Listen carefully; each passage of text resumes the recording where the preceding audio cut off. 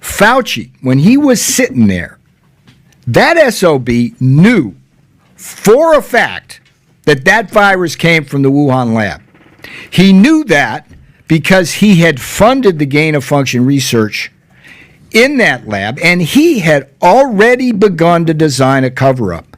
And we know that from the emails he sent to a group of researchers, academics, trying to get their support to push that come-from-nature theory.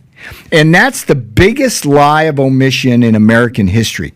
Because if he had simply owned up to the fact that that thing came from the lab, we could have pressured the Chinese to give us the genome sequence, which would have allowed us to design an effective vaccine rather than the crap we wound up getting. And again, Trump got lied to about that, not just by Fauci, but by Pfizer, the drug company. In what way?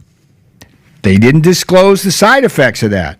And they weren't clear with him. They made him think that it was a true vaccine when it's not. It's mRNA technology. And, you know, I worked with a guy named Dr. Robert Malone. You have him on the show sometime. We had him. Yeah.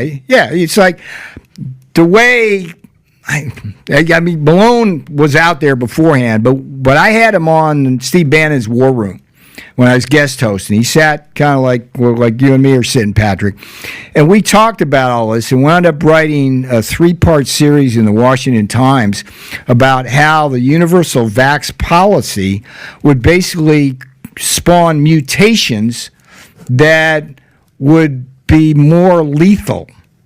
Oh, you don't have to get too much in that. But my point is that day, that January 28th day, was a very significant one, overlooked in the history of the pandemic and in American history.